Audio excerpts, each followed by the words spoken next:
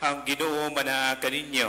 Manalsa kanin. Kinutlo gikan sa Santos nga Ebanghelyo sumala ni San Juan. Himaya ikaw o Ginoo. Sa unang adlaw sa semana si Maria Magdalena midagan og niadto kang Simon Pedro.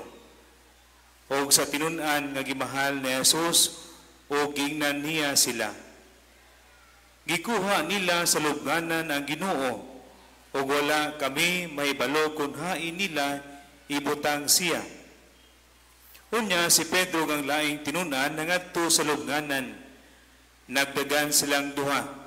Apan ang maong tinunan mas kusog nga midagan kay kang Pedro og nahiuna pagabot sa lubnganan. Midikubo siya og iyang nakita ang panapton nga lino apan wala siya mosulod. Miabot sa Simon Pedro, sunod kaniya, o bidiritso siya ngadto sa lubnganan. O nakita niya dito ang panapton nga lino, o ang panapton nga giputo sa ulo ni Jesus. Wala kini mahitipon sa panapton nga lino, kundili gilukot o gilain pagbutang. Unya, kadtong tinun-an, nga nayuna pag-abot sa lubnganan, misulod usab og nakita siya og mituo. Mga igsuon ang Ebanghelyo sa Ginoo. Dayon ikaw o Kristo. Mayong hapon kaninyong tanan. Mga igsuon aniapit sa oktaba sa Pasko. Sa pagataw sa atong manunubos apan ang atong Ebanghelyo nagisgot na og pagkabanhaw. Ang pagkatao, ang pagkabanhaw ni Kristo mga igsuon, adunay dako kaayo, dako nga panghitabo diha sa kaluwasan sa tao. Ang pagkatao ni Kristo nagpadayag sa dakong gugma sa Dios alang kanato nga diin nagsugod kini, nagsugod ang kaluwasan nato. Og in between ni ana siyang pagkatawag sa pagkabanhaw, ang mga pagsangyaw, ang mga milagro ngayang gihimo, gibuhat o ang gipanudlo nahimong matuod o nahimong lig-on diha sa pagkabanhaw ni Kristo. Mga igsuon, dako kayo ni nga dako nga hagit diha sa matag usa kanato.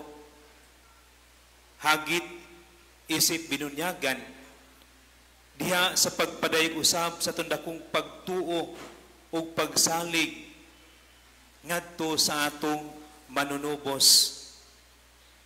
Nga diha sa tong pagdawat niya isip usa ka bata niuban kita niya diha siyang panaw sa pagsangyaw ug diha siyang pagkabanhaw kini nagpadayag kanato sa ato usab nga panahon sa pag-uban ngadto kaniya siyang gisaad nga gingharian. Ang iyang pagkabanhaw nagpadayag ang kinabuhi nato dinhi sa kalibutan dili mao ang katapusan, kundi adunay laing kinabuhi uban ang nabanhawng Kristo, ang nabanhawng Dios. Apan kinahanglan nga kita mo panaw. Ug dias tong panaw daghang mga pagsulay nga atong masugatan. Daghang mga krisis sa kinabuhi nga atong ma-experience. Apan dias tong panaw mga igsuon ang Dios nagpasalig kanato nga siya mao ang Emmanuel, nga sa ato pa ang Dios dili gayud mubiha kanunay uban kanato sa atong panaw hangtod nga maabot kita ngadto sa atong padulngan nga mao ang gingharian sa Dios, nga mao ang langit. Apan taliwala niya na sa panaw adunay ups and downs sa kinabuhi sa tao. Usahay daugon tas no pagkatawhanon, daugon tas sa matimtasyon, sa yawa, apan anak anindot lang, diha mga igsuon, uban usab ang pagpasaylo, kanunay, ang paglaom sa Dios nga taliwala niya ng mga experiences sa kinabuhi sa tao, ups and downs sa kinabuhi sa tao. Ang ato gayong padulngan mao ang gingharian sa Dios nga mao ang langit.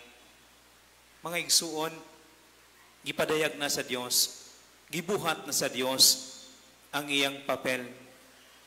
Karon hagit kanato usab ang pagbuhat sa atong papel. Aron matuman gayud ang plano sa Dios nga mao ang atong kaluwasan. Hinaut unta na kita usab maningkamot uban ang grasya sa Dios nga kita mahiabot ngadto sa gisaad nga gingharian nga mao ang langit uban sa atong nabanhawng Kristo. Amen.